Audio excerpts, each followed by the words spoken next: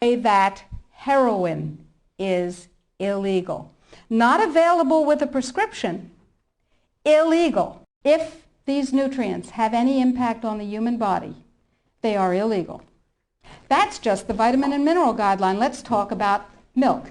We have recombinant bovine growth hormone, and now we can choose milk with it or milk without it, butter with it, butter without it, right? Not under Codex, because under Codex, every dairy cow on the planet must be treated with Monsanto's recombinant bovine growth hormone. Furthermore, under Codex, every animal used for food on the planet, whether it has fins, feet, or feathers, every animal on the planet must be treated with subclinical antibiotics. Must be treated with subclinical antibiotics and must be treated with exogenous growth hormones. Codex requires, mandates that all food be irradiated unless it's eaten locally and raw. All food, including organic food, of course. So is it organic afterwards? Well, of course, the organic standards are incredibly low. The organic standards allow a farmer to use veterinary drugs, including growth hormones, antibiotics, etc., on animals, and then at his whim reclassify them as organic. But farmers are our friends, and they would never do that, right? Right. Codex sets limits for the dangerous industrial chemicals that you can have in your food. And the limits are incredibly high. Go to Codex Alimentarius, do a Google search, and look, there are drop-down menus at the top of the official Codex page. Look at the toxins and the veterinary chemicals and the levels that are set.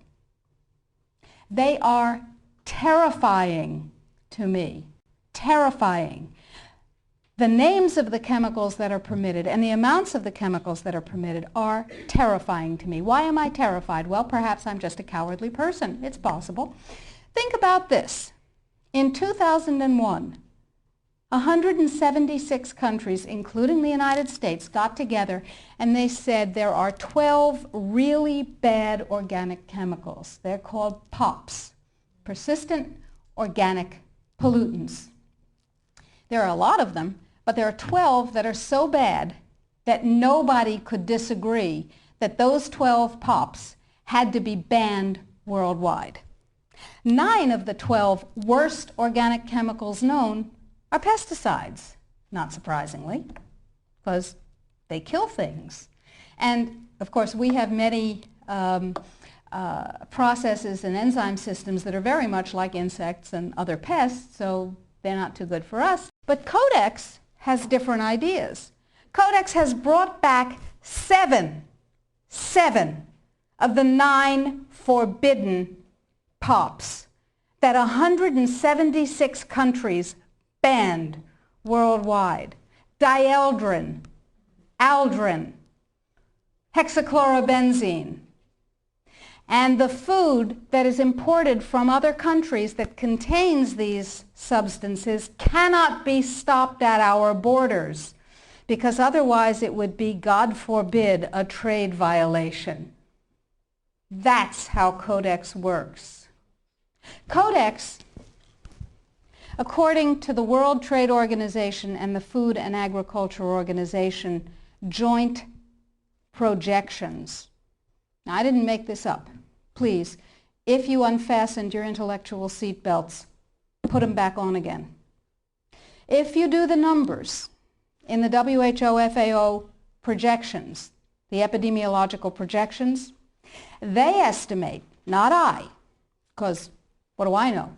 They estimate, they're the experts, that just the vitamin and mineral guideline alone, when it goes into global implementation on December 31st, 2009, will result in a minimum of 3 billion, that's B, bad, big, billion deaths. 1 billion through simple starvation. Those folks who die are not particularly economically successful from the point of view of the corporations. When you're starving to death, how much good can you do when the issue is how much can you buy? Not a lot. Forget them. But the next 2 billion, they will die from the preventable diseases of undernutrition. Cancer, the single most profitable condition ever known to humankind. Cardiovascular disease, a good second. Diabetes, pretty good producer. And a whole host of other preventable diseases. Who will die? Who knows? Who will live? Probably those people who are wealthy enough and powerful enough to have their own pushers of clean food and nutrients. That's who will live. You and I? Probably not. Our children? Probably not. Our grandchildren? Probably not. So we're talking about food regulations that are in fact the legalization of mandated toxicity and undernutrition. It will be illegal if there's a famine in, wherever there's a famine, to ship high nutrient density biscuits to that country. And it will be illegal to distribute them. That's what we're talking about. Codex is big and it's bad, but it's not invulnerable. So the point is that we have to protect ourselves, and I believe that we have to regain global leadership, which we have lost, surrendered, squandered, sold. No global. No, we have. We have sold. Just joining the World Trade Organization surrendered our sovereignty. However, parenthetically, I have a team of constitutional lawyers looking at the following question. Are we members of the WTO?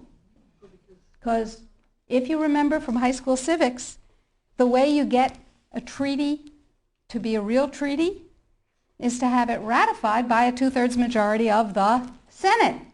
And the way we got into the WTO was they passed a law allowing Bill Clinton to fast-track us into the WTO. That's not a treaty.